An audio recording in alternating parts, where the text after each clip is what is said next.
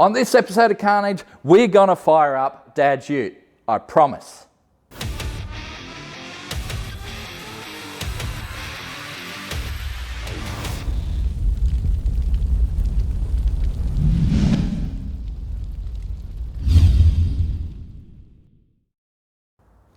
So I've been staring at this list way too long. We're not here to fornicate arachnids. We need to get this done. I've got a grommet for our firewall, well, our radiator support panel. Let's fit that, do that, and then move on with just a couple little things that we need to do to get this thing fired up. So last episode, I drilled a hole through our radiator support panel. It's 51mm or 2-inch, and even though that episode hasn't aired yet, I just know people will be screaming about the fact that there is no grommet there. Well, there's a grommet. Just bought it from the guys at Quick Bits. They're actually made by Howtech, would you believe? So this ute is going to have a bit of Howtech in it. How good's that? But yeah, basically $15. That's pretty cheap. Love it. All right, let's undo a hose. Scotty loves the hose. What?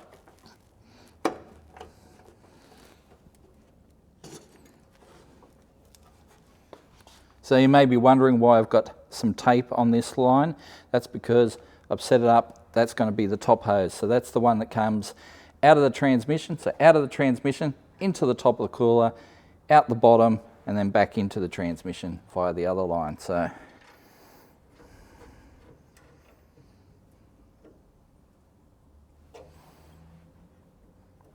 beautiful. When it comes to wiring on this engine, there's not much to it. We've got alternator, that's for water temp, I think. That's coil, that's horn and horn relay. You know, there really isn't much to this thing. Yeah. I'm just gonna have to cut this coil wire back a little bit because the coil's at the back. And this is slant 6 wiring, so the coil would have been sort of down this side on a slant 6 car. So I've pulled that back a bit. I'm going to slide that up under our air gap. Just make sure this is all going to reach before I wrap it. And that will reach to there. And that will go there and there. Okay, cool. That's all good. Let's wrap that up.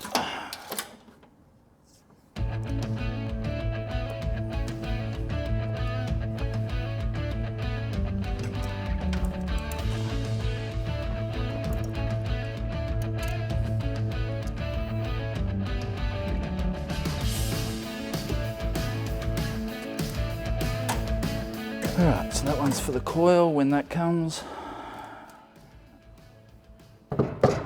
Okay, so we just hooked up our starter motor. We've got our earth strap here. So one earth to the battery, one earth out to the body. Means we won't blow up our throttle cable when we hit the starter. That has happened to a lot of people. Yeah, don't forget your earth strap. So while I'm under here, I might as well do the flex plate bolts. There's some from ARP. The secret with these are, yes, the bolts are kind of offset, so the holes all don't line up, but if you get 2 to line up, the rest will line up. That is the secret sauce. All right, I'll do those 2 up and then we'll rotate, do the other 2.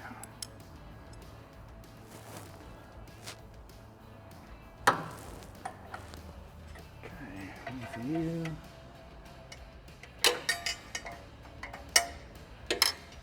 So the next item on the agenda is our fuel pump. So this is Edelbrock's 110 gallon per hour pump, all right.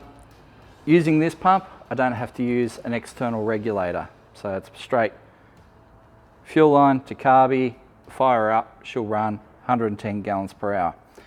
If we run the 130 gallon per hour pump, then we need an external reg. So this pump should do everything that I want on this engine. So we'll stick with that. Even comes with bolts and a gasket, which is very handy. Thanks, Edelbrock. All right, I'll just lube that up with a bit of moly grease, and then we'll get it in there.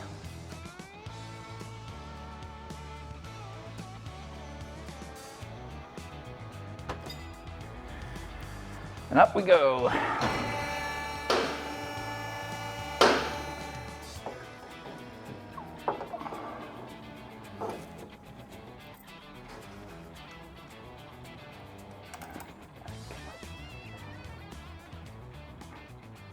Well, I forgot what a pain in the butt it is to fit a fuel pump in situ. I should have done it with the engine out of the car, but I was worried about damaging the pump, putting the engine in the car. Man, it's just, they are a pain. You got to put preload on the pump arm to get the bolts to line up. And if you don't get it right, you're going to cross thread the bolts. So yeah, it's got to be right. Well, it's in now. Okay, let's put the positive terminal on. Okay. Oh, you son of a biscuit. This is what happens when you change things. So, we use the little Mopar mini starter, and that positions where the cable attaches to right up this end. So it's kind of that far different from where it normally would be on the starter motor. We're going to need a longer cable.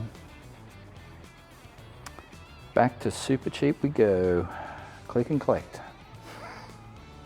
Those guys are going to know me on a first name basis. Okay, that's you.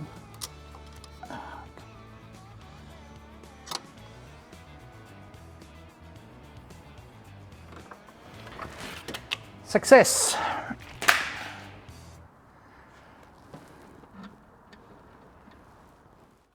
Well, it's the next day and we have parts, and hopefully we can fire this thing up today. Hopefully.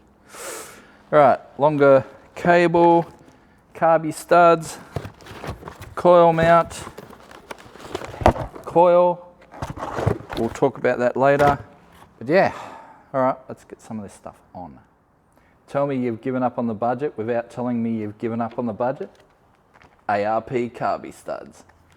Not really, I mean, it's just what we could get, but still, it feels excessive for a carby stud. But we do have a carby here, a very shiny carby. This is one of Edelbrock's AVS 2 series carbies. So, Edelbrock's previous AVS carbs, great carbs. We've used them in the past for good effect, and they are really good. You bolt them on, they work, you know. So, and they're very easy to tune, very easy to change the jets and stuff like that, metering rods. They're good carbs, I like them. I've never used the AVS 2 though. This is their next gen carb, and they reckon these are even better than the original ABSs. So, I'm a big fan of the ABS, so if this is better, pretty happy with that. Anyway, let's get our gear here and get it on the car.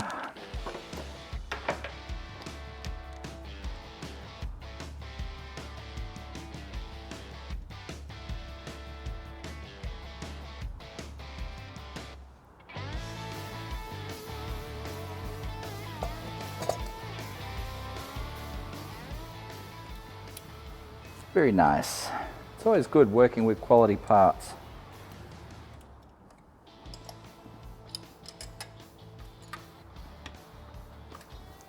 And as simple as that, the carby is on. All right, let's block up a couple of these ports.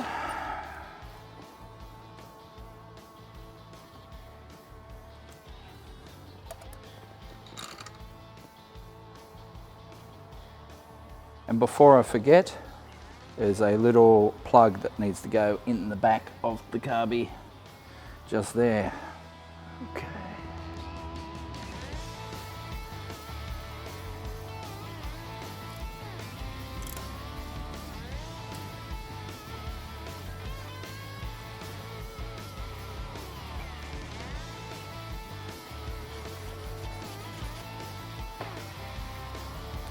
fuel pump. Do that one too.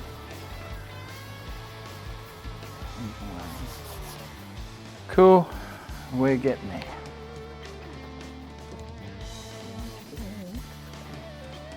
Might just blow that through, just to make sure nothing's in there.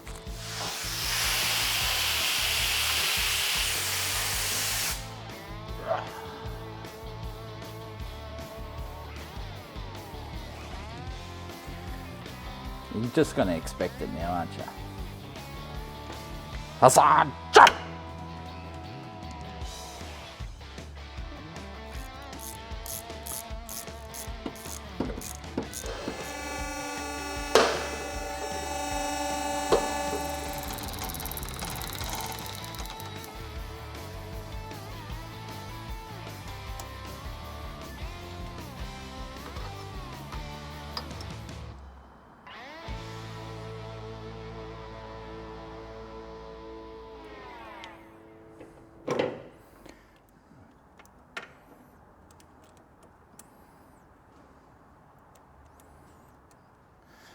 All right, we'll put that on shortly. We're getting pretty close. I want to do a Thermofan test before I do anything. Make sure the Thermofans are working the way they're supposed to. So we'll wire them up right now, just the last couple power wires up under the dash. Okie dokie.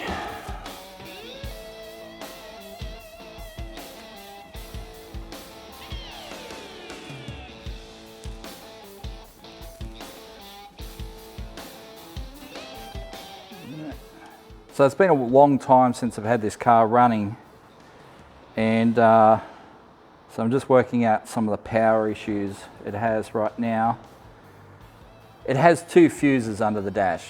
That's its fuse box. There's 2 fuses in the entire car, other than the fuses for the Thermofans we just installed. So there's 2 factory fuses. So at the moment, one of them has power permanently, as you'd imagine. Then the other one should be switched power, but at the moment it's not getting power, and I think it's because these 2 usually have a ballast resistor going across them, and we don't have that ballast resistor there. So what I'm going to do is just short them out momentarily and see if that is our issue. You in there. So I've already tested that that one, when you turn the switch, gives it voltage. So we'll make a connection between there and there. And now we'll go measure under the dash again and make sure that we have voltage on that other fuse. I figure, seeing we're playing with power to the engine now, we should probably have some oil in the engine, just in case. Just in case we trigger something and turn it over, I want some oil in there.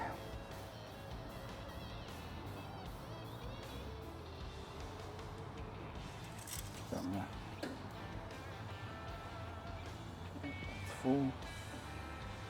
All right. Double check. Yep, definitely full. Cool. All right. Just in case we tweak the starter or something and it tries to turn over, nice to know we have some oil in it. Something else I want to talk about, let me just grab that little bottle. So we've just chucked in 7 litres of oil. The oil I've used is a high zinc oil, and good quality. There's been a lot of people talking about what oils you should use for startup. I've had people say, oh, you got to use something light and cheap. I'm like, I did that once, cost me an engine. So when I talked to the engine builder about it, he was like, no, always use the best oil you can. Best oil you can get. So basically used high quality, full zinc oil, and just as an added protection, I'm going to put in this zinc additive from Lenardi to help break in the cam. You've got to give that cam every chance you can to survive. I'll tell you what, without the zinc in the oils, they can die very quickly. There's certainly a lot of cases recently of people losing cams on startup. We even had one on Mr. Dodgy. That's why he no longer has a 440 in him anymore. Because we did that cam swap at MotorX a couple of years ago, and I got rushed towards the end and forgot to put in this bottle. That's why we have it. Forgot to put this bottle in, and we lost the cam on startup. Yep, that sucked. This engine is a lot more expensive than Mr. Dodgy's 440 was, so didn't start out that way, but certainly ended up that way. So we definitely don't want to lose this one on startup. Need that cam to survive.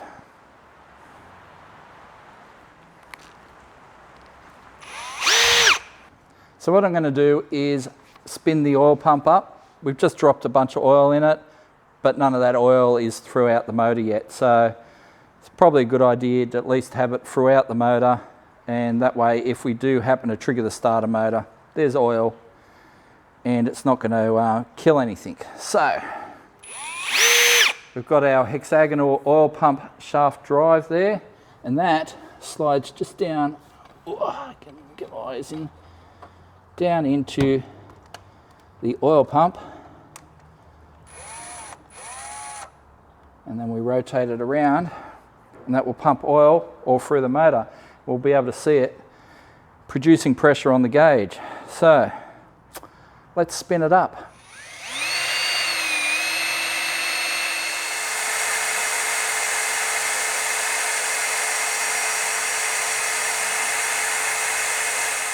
Right, so we've spun it up and we've seen 30 psi on the gauge so far, which isn't too bad out of a cordless drill. I've got to say, every time I've tried to do this with the cordless drill in the past, it has not gone well. I've had to use like electric drills to do this because of, oil, you're pumping fluid.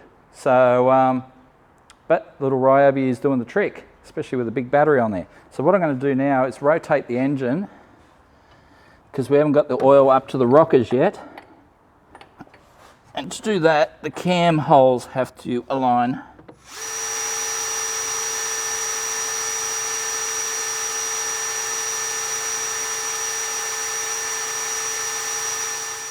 Well, that primed up really nicely. Whoops, making a mess. So saw good oil pressure. We rotated the engine a bit so we could line up the holes in the cam. So therefore then puts oil through to the top end. We're seeing good oil in the top end, so it's all looking pretty positive. So need to wire up a couple little things, check those thermofans, and then we're getting pretty close to startup. All I'll need now, or all I'll need then, is some fresh fuel, the good stuff.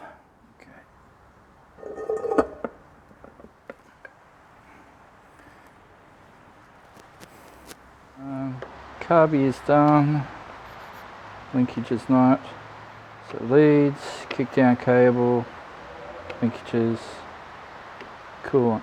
So needs coolant, needs leads, needs dizzy, kick down cable it doesn't need to run, trans fluid it will need, speedo cable it doesn't need to run, air cleaner it doesn't need to run. Got to do those leads. But we've got to test those thermofans too. All right, let's do that.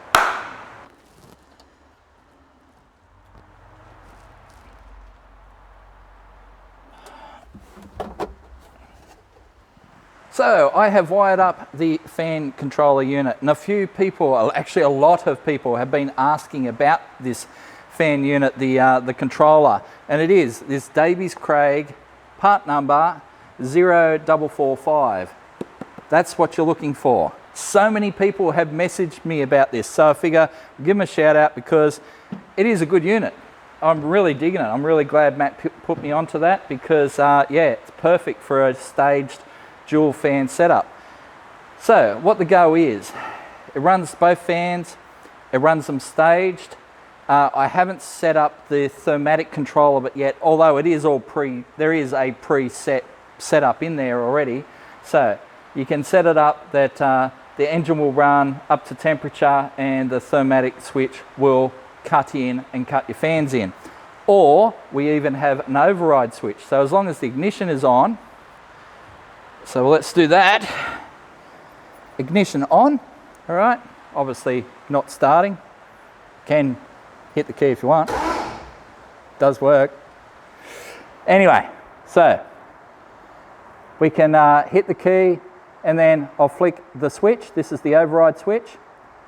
So one fan will power on first. And then in 10 seconds, the second one will cut in.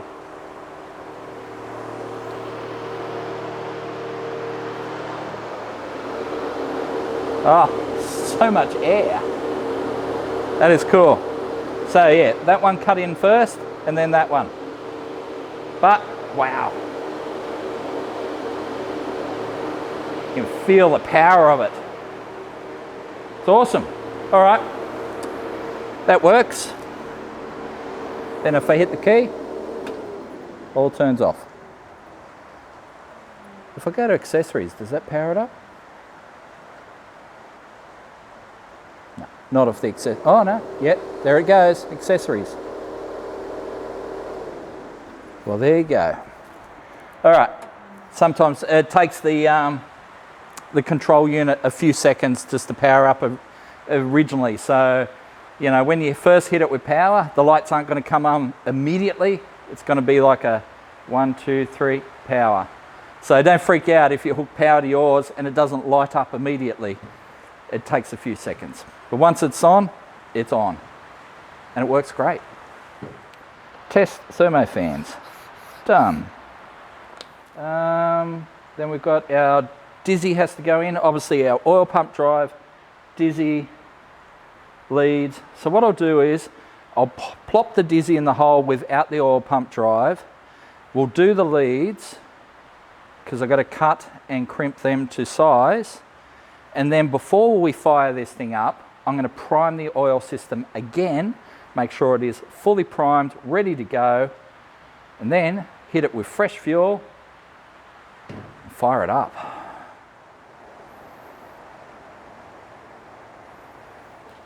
So we have a brand new distributor here. So this is one of, this is a Maxfire Dizzy, which is a Edelbrock performance brand.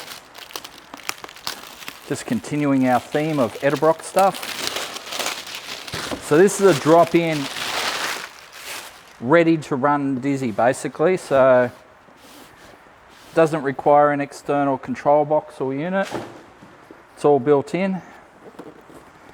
Only have to hook up 3 wires, I think it is. There we go.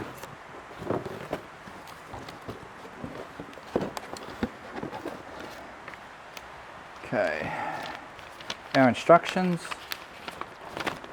We don't. No, we definitely need them. So, billet. Very flash.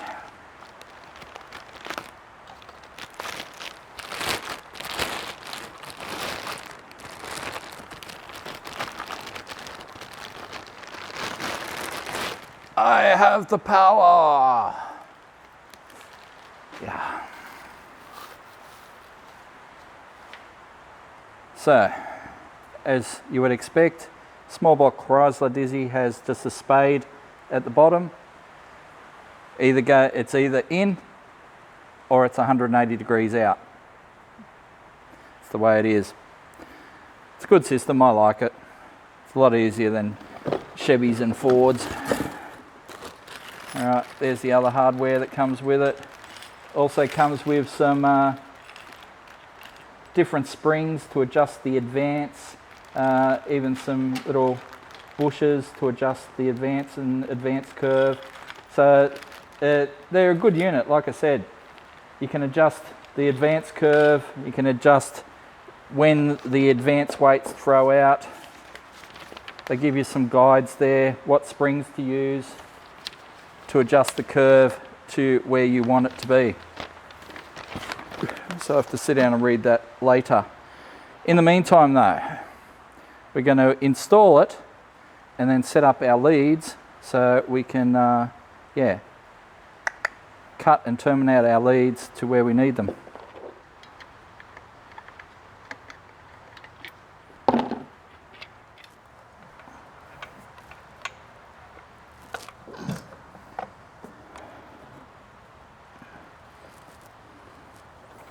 We're going to make this our number 1 terminal, and we aim it up here towards the front of the manifold, aim it at kind of the number 2 bolt on the manifold, which is there. And that's going to be our number 1. And from there it's 18436572, just off the top of my head. I didn't even look that up, but yeah, pretty sure that's what it is. Okay, it is Monday and we have bits to get this thing finished off. We've got the Dizzy in. We've got some leads to make up. So we've got a bunch of leads here that are unterminated. So what we have to do is put boots on them, terminate them, and get our plugs in. Talking about plugs, you've got to be careful with these. I trial fitted a plug that we had here, which had a 13/16 socket head on them, and yeah, if you have a look, they don't fit with the aluminium heads. So we need something like that with a 5/8 plug socket. So that'll work. But yeah, if you have a look over here, you can see that the 13/16 hex interferes with the aluminium head. So we need the 5/8. So we've got our plugs. We also had a bunch of boots came with the kit, but they're right angle, and right angle is not going to work for us because the way it'll orientate the leads will drag them down onto the headers.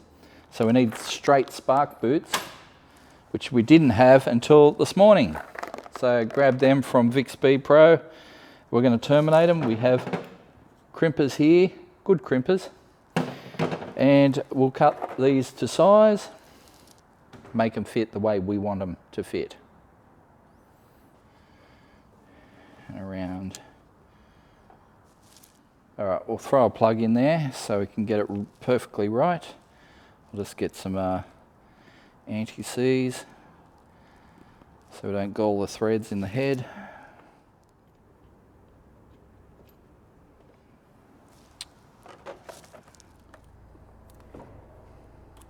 There we go.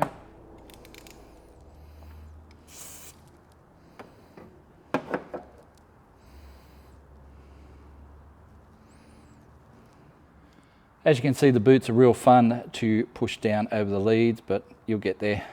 So we just fold the core back over the edge, like so. Lay it down into our crimp.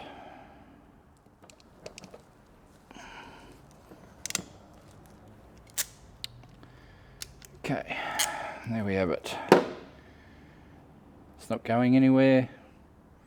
It's a nice crimp.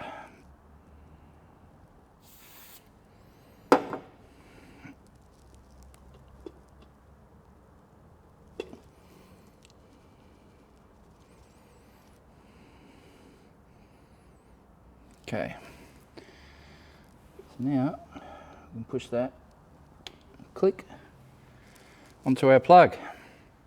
And that is one lead done. 7 more to go.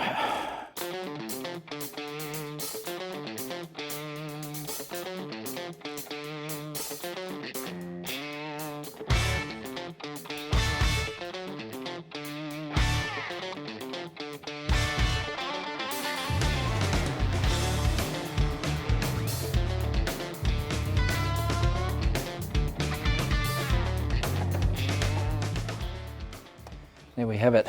Our leads are done. All right, the only thing I've got to do now is the coil lead, and that brings me to the coil. So with this drop-in style of Dizzy from Edelbrock or Max Fire, they require, you know, a fairly specific coil in that they want a primary resistance. Well, it says recommended primary resistance is under 0.7 ohms, but for best performance under 0.5 ohms. This one is a primary resistance of 0.45 ohms, so it comes under that 0.5. But a lot of coils I looked at were 1.7 ohms and and above, so a lot more primary resistance, so not suitable for this setup. The part number on this one is 22741, I believe. So look it up on the Edelbrock website if you're going to use their Dizzy. 22741 would be the recommended coil.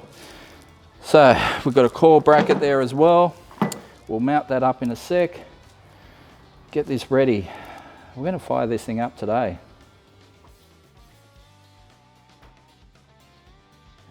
So now it's time to connect our coil, and it's made very simple by this little lead that comes in the distributor box. So that plug obviously plugs into the distributor. This end we've got a red wire and an orange wire, and the red wire goes to the positive according to my instructions there. Yep. Orange to the negative. And then we've got our body wire here, so that's our 12 volt supply from the car when the ignition's on. 12 volt supply goes to the positive side. And then we've got an earth as well. So Dizzy, earth, and then our wires like so. Let's connect it up.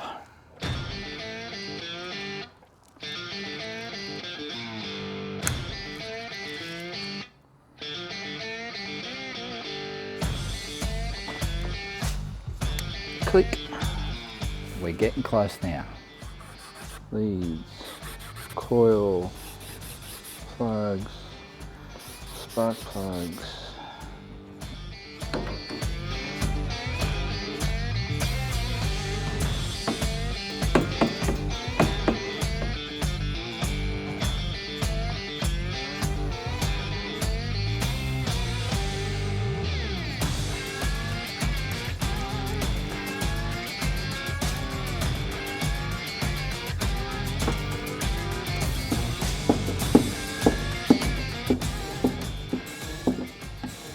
Okay, so everything is wired up. It has coolant, it has fuel, it has trans fluid, it has oil.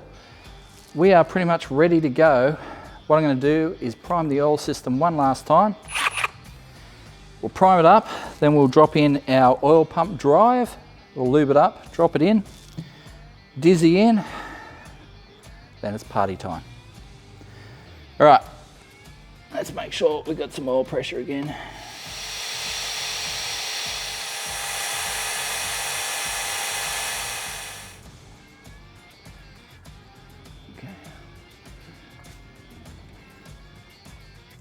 Oops, there she goes.